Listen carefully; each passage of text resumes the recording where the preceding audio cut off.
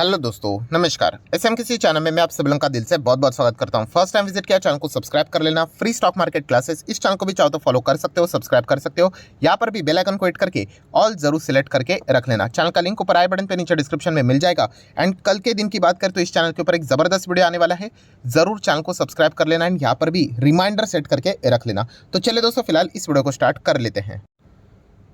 ठीक है दोस्तों, अभी हम लोग आ चुके हैं बिल्कुल हमारे नॉर्मल स्क्रीन के ऊपर। एंड दोस्तों यहाँ पे हम लोग बात करने वाले हैं केवल एक ही शेयर के बारे में। बट ये कंपनी बहुत ही दमदार है, फंडामेंटली स्ट्रांग है, अपने सेक्टर में लीडर तो नहीं है बट फिर भी ये मुझे लीडर से भी ज़्यादा पसंद है। ये मैं मल्टीपल टाइम कवर कर चुका। आप चाहे तो मेरे पिछले 3-4 साल के पुराने वीडियोस को उठाकर देख लेना।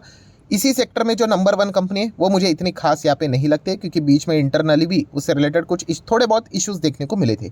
एनीवेज, हम लोग आ जाते हैं सबसे पहले कि ये कंपनी कौन से सेक्टर में काम करती है। तो दोस्तों ये कंपनी काम करती है केमिकल सेक्टर में। अभी केमिकल तो सिर्फ बोल दिया, अभी केमिकल में भी कितनी सारी चीज़ें देखने को मिल जाती है। इसका सेक्टर है दोस्तों एग्रो केमिकल। यस, जो खेती में हम लोग को अलग अलग केमिकल्स इस्तेमाल करते हुए देखने को यहाँ पे मिल जाते हैं, उसमें ये कंपनी हम लोग को काम करते हुए देखने को मिल जाती है। एंड अभी ये कंपनी दोस्तों नए सेक्टर में एंटर करने जा रही है। बट वो कौन सा सेक्टर है उसके ऊपर हम लोग थोड़ी देर बाद बात करेंगे। उसके पहले आप देख लेना कि इसका एग्रो केमिकल का धंधा कैसा रहा। एक हफ्ते की बात करें, जिन्होंने निवेश किया 6% के रिटर्न में बैठे हुए, एक महीने पहले जिन्होंने निवेश करके रखा है 16-16.5% के रिटर्न्स मिले हैं। 1 जनवरी से जिन्होंने निवेश करके रखा हुआ है रफली कोई खास रिटर्न नहीं, इनफैक्ट 1% का नेगेटिव रिटर्न है। 1 साल जिन्होंने शेयर को होल्ड किया है उनको भी 16% के आसपास के रिटर्न मिल रहे हैं। 3 साल वाले पैसा डबल से भी ज़्यादा करके बैठ चुके हैं। 5 साल वाले लगभग 3 से 4 गुना पैसा उनका हो चुका है। 286 मतलब 300% की रिटर्न, मतलब 4 गुना पैसा पकड़ लो। और 10 साल वाले 2500% के रिटर्न्स। 2500% के रिटर्न्स तो हर किसी को चाहिए, बट 10 साल कौन होल्ड करेगा, यही तो सबसे बड़ी दिक्कत है।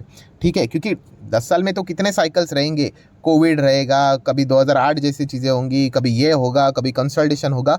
बट फिर भी जिसको बिजनेस समझ में आता है वो टिक जाते हैं। खास करके बड़े इन्वेस्टर ही होते हैं, रिटेलर्स के चांसेस बहुत कम होते हैं। एनीवेज, ये डेटा देख के क्या पता चलता है कि शॉर्ट टर्म में भी कंपनी ने अपने निवेशकों को अच्छे रिटर्न्स दिए एंड लॉन्ग टर्म में तो कंपनी देगी, क्योंकि कंपनी का बिजनेस बहुत ही धाकड़ है, बहुत ही सॉलिड है।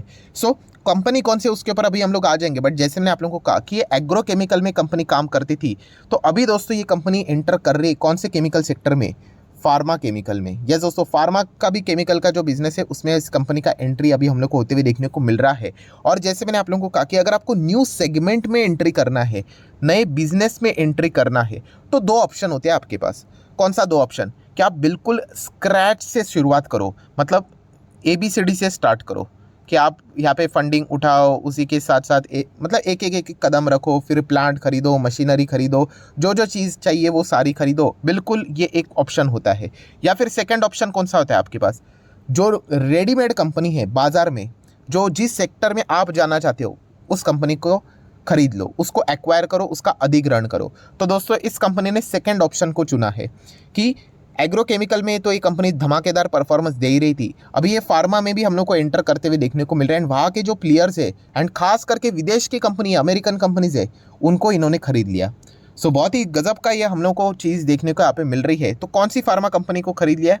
तो ये वाली एक फार्मा कंपनी हम लोग को देखने को मिल रही है, जिसका नाम आप इजीली यहाँ पे देख सकते हैं, सोलिस फार्मा केम प्राइवेट लिमिटेड।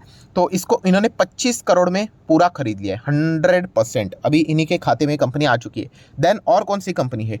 TRM इंडिया करके कंपनी है दोस्तों, राइट। बहुत बड़ी कंपनी है ये।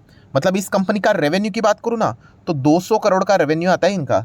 इतना ज़बरदस्त कंपनी है और इस कंपनी को भी इन्होंने यहाँ पे ज़बरदस्त दाम देकर यहाँ पे खरीद लिया है। एंड अगर आप लोगों को प्राइसिंग की ही बात जाननी है तो लगभग 344 करोड़ में इस कंपनी को यहाँ पे खरीदा है। इससे पता क्या चलता है, 350 करोड़ के आसपास पैसे देके कोई खरीद रहा है, मतलब ये कंपनी जो खरीदने वाली होगी वो कितनी बड़ी होगी, उसकी बैलेंस शीट कितनी स्ट्रांग होगी, राइट। आइदर उसने फंड अपने बैलेंस शीट से लगाया होगा या फिर वो फंड रेज यहाँ पे कर सकते हैं इजीली, राइट, क्योंकि कंपनी बहुत ही रेप्यूटेड है।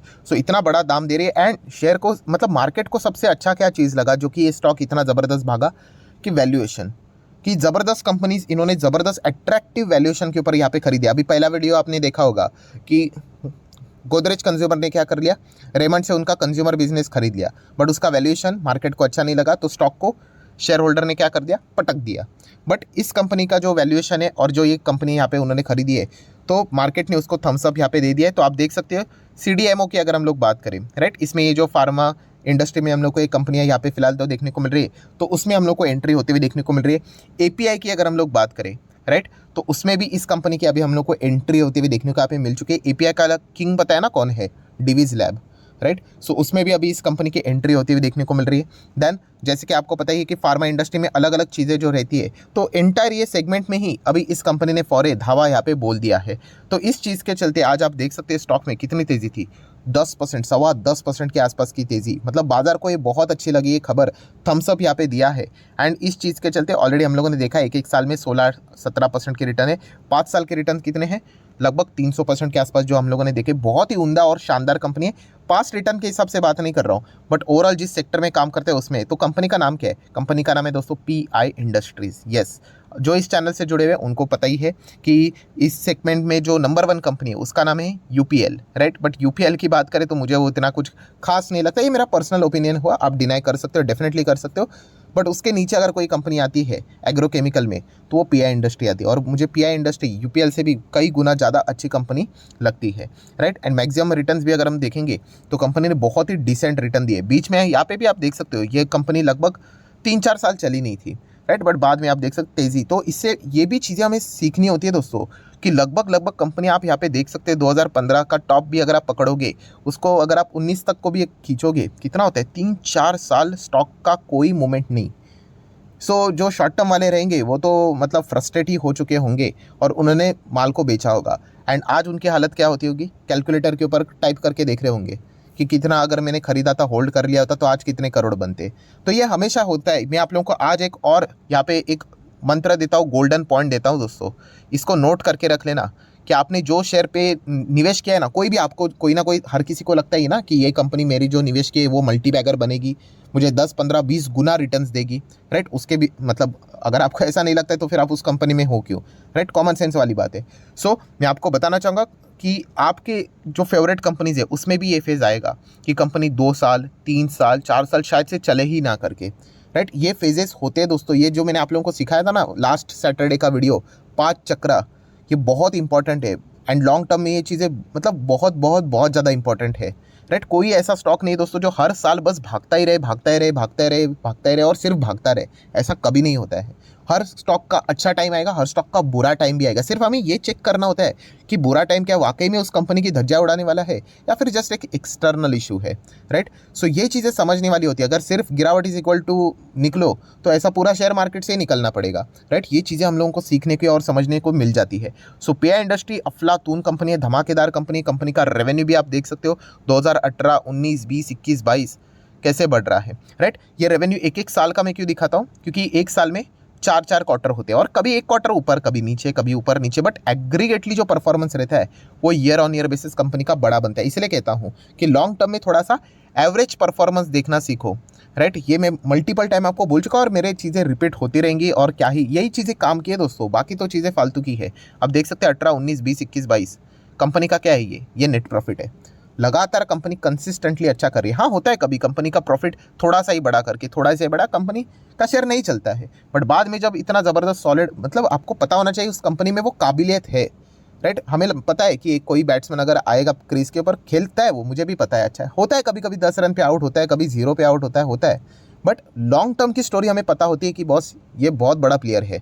सो वैसे हमें पता होना चाहिए कि हाँ ये बहुत बड़ा प्लेयर है, ये जो भी डिसीजन लेगा अच्छा ही रहेगा। शॉर्ट टर्म में तो कितनी सारी उठक पटक वाली चीज़ें चलती रहती है, राइट। अभी कोविड में भी गिरा था ना, ये खत्म होना चाहिए था, हुआ क्या खत्म, टॉप लेवल पे आके बैठा हुआ है। सो ये गणित आपको समझ में आना चाहिए अगर आपको उस 10% में आना है तो, वरना 90% भीड़ तो आप लोगों को पता ही है कल क्या होगा, उसी के ऊपर उसका एनर्जी लगा देती है, ठीक है। शेयर होल्डिंग पैटर्न भी अगर आप देखोगे तो कंपनी का शेयर होल्डिंग पैटर्न देखिए 46%। तो इतने जो लंबे रिटर्न हमने देखे ना कि जो 2,500, 4,000% के रिटर्न, सबसे ज़्यादा कौन मालामाल बन गया, प्रमोटर। 50% शेयर उन्हीं के ही पास है दोस्तों, कोई भी शेयर गिरवी नहीं है। फॉरेन इंस्टीट्यूशनल इन्वेस्टर कितने हैं, बहुत बढ़िया, 18, 18.5%। ये देखिए ये ना चलता रहता है, ये 18 का वापस 16 हो जाएगा, 15 हो जाएगा, ये प्लस माइनस खेलते रहती है। ये FDI थोड़ी है, ये FIIs है। देन अगर हम लोग डीआईएस की बात करें, डीआईएस की तरफ चले गए 24% के आसपास, राइट। ये प्लस माइनस हमेशा यहाँ पे चलता रहता है। इसका अर्थ ये नहीं कि कोई गड़बड़ हो गई करके, ये कुछ ना कुछ ये एक्सेप्शनल ईयर रहता है दोस्तों, जिसके चलते इतना नीचे देखने को मिल रहा है। तो ये पॉइंट हम लोग को पता होना चाहिए। पब्लिक की अगर हम लोग बात करें तो आप देख सकते हो बहुत ही बढ़िया हम लोग को शेयर होल्डिंग पैटर्न देखने को यहाँ पे मिल रहा है।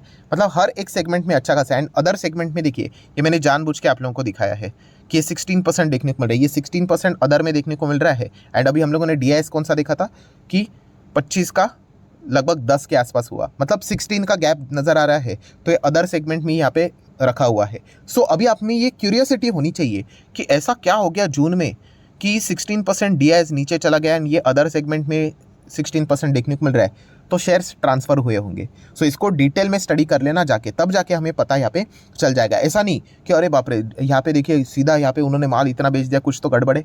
प्रॉपर इंक्वायरी तो करो, चेक तो करो कि एग्जैक्टली हुआ क्या है करके। जल्दबाजी करोगे ना तो शेयर मार्केट आपको इजीली बेवकूफ़ बना लेगा। बहुत पेशेंस होना चाहिए, हर चीज़ को देखकर परख कर समझने की कोशिश आप लोगों ने करनी चाहिए। यहाँ पे बहुत बेवकूफ़ इजीली बनाया जाता है, राइट। खराब नंबर्स आ गए तो शेयर को भगाया जाएगा, लोगों को लगेगा अरे शेयर तो भाग रहा है अच्छा है करके। अच्छे नंबर आने वाले शेयर को गिराया जाएगा, फेक न्यूज़ फैलाई जाएगी ताकि नीचे से खरीद लिया जा सके करके।